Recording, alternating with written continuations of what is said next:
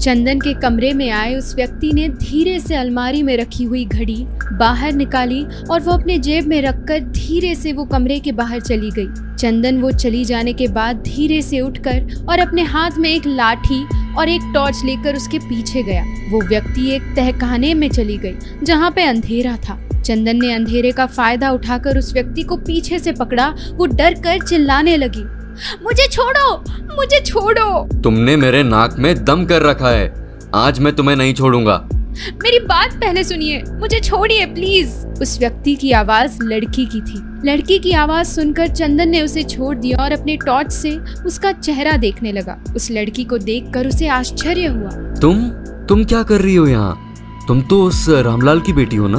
हाँ, मैं राधा हूँ, पर मैं उस ढोंगी रामलाल की बेटी नहीं हूँ। क्या तुम उसकी बेटी नहीं हो? तुम अभी भी झूठ बोल रही हो, है ना? नहीं चंदन जी, मैं झूठ नहीं बोल रही। वो रामलाल एक बुरा मांत्रिक है। उसने मुझे और मेरे पिता को कई सालों से कैद कर दिया है।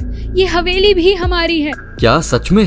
फिर तुम्हारे पिता कहाँ हैं? चंदन पूछ ही रहा था, इतने में उसे किसी के पैर घिसटने और जोर जोर से सांस लेने की आवाज आई। वो पीछे मुड़ा तो उसे एक विशाल मुंडी कटा राक्षस उसके और राधा की ओर बढ़ते हुए दिखाई दिया। राधा, तुम पीछे हो जाओ, यहाँ से चली जाओ तुम।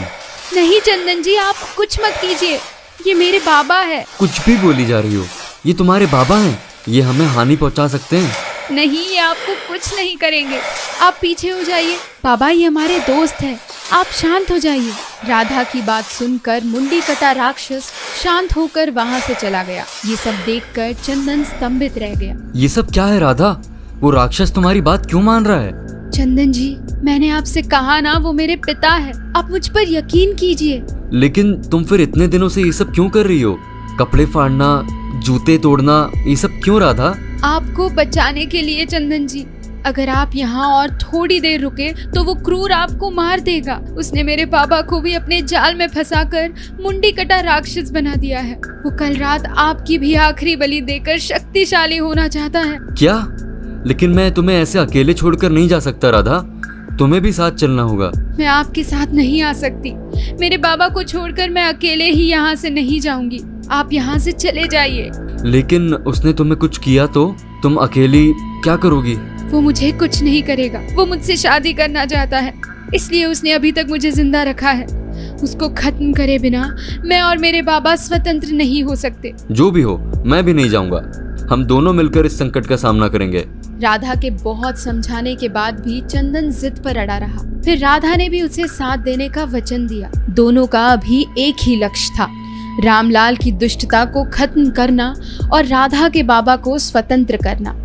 दोनों ने मिलकर एक प्लान बनाया और उसके हिसाब से वो चलने लगे। मालिक, आपका खाना लगवाया है, आप नीचे आकर खाना खा लीजिए। नहीं रामलाल, आज मुझे भूख नहीं है, मुझे खाना नहीं चाहिए। पर मालिक, मैंने खाना अभी परोस दिया है, आप खाना खा लीजिए, नहीं तो मैं आपके लिए दूध लेकर आता हूँ। रामलाल दूध में कुछ मिलाकर चंदन को देता है। चंदन रामलाल का ध्यान भटकाकर वो फेंक देता है। प्लान के अनुसार चंदन जल्दी सो जाता है। थोड़ी देर बाद उसे रामलाल उठाकर विधि चलने वाले कमरे में लाता है। उसे लगता है कि चंदन बेहोश है। वो कुछ विधि कर चंदन को मारने के लिए हथियार उठाता है, लेकिन तभी होशियार चंदन उसे जोर से धक्का देकर वहाँ से उठ जाता है। तुम्हारा खेल खत्म हुआ रामलाल। आज तक तुमने बहुत लोगों की जानें ली हैं, पर आज तुम खुद भी नहीं बचोगे। तुम बेहोश कैसे नहीं हुए? लगता है इस राधा ने तुम्हें पहले ही सब कुछ बता दिया है, पर कोई बात नहीं, अभी तुम दोनों भी मरोगे। जाओ मेरे मुंडी कटा राक्षस, अभी के अभी इन दोनों को मार दो। रामलाल ने आदेश देते ही मुंडी कटा राक्षस हिप्नोटाइज होकर दोनों को मारने आने लगा। राधा, ये क्या? तुम्हारे बाबा तो उसकी बात मानकर हम दोनों पर हमला कर रहे हैं।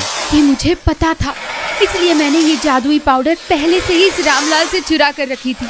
ये मैं उन पर फूंकती हूँ, तब तक तुम मैंने जैसे बताया है वैसे करो। राधा ने पाउडर फूंकते ही राक्षस उधर ही रुक गया।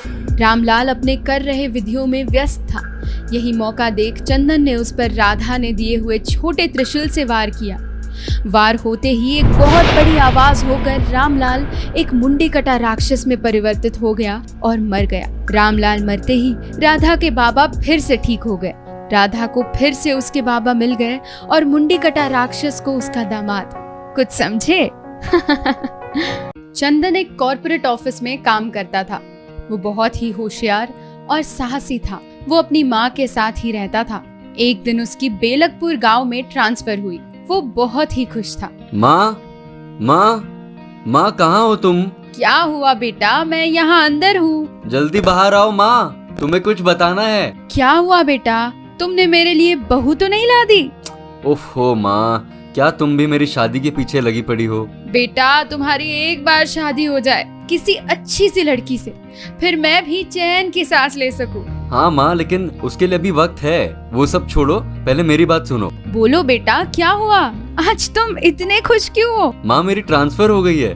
वहाँ पे मुझे मैनेजर की पोस्ट मिली है। मेरा प्रमोशन हो गया है माँ। ये लो, मुंह मीठा करो। क्या? तुम्हें प्रमोशन मिला?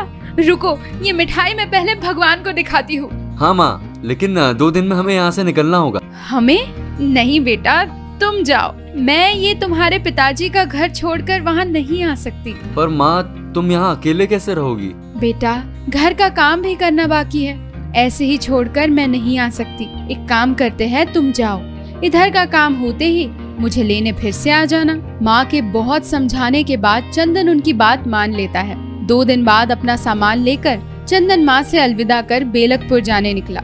उसे वहाँ पहुँचते पहुँचते रात हो गई थी। वो ऑफिस से बताए गए हवेली जाकर पहुँचा। कोई है क्या यहाँ? हेलो, कोई है यहाँ? हेलो? लगता है मैं किसी गलत जगह पर आ गया। यहाँ तो कोई भी नहीं है। चंदन हवेली के अंदर बाहर झांकते हुए किसी को ढूंढ रहा था, लेकिन उसे कोई उधर मिला नहीं। इसलिए वो वहां से दूसरी जगह जाने के लिए निकलने ही वाला था। उतने में पीछे से उसे किसी के होने का एहसास हुआ।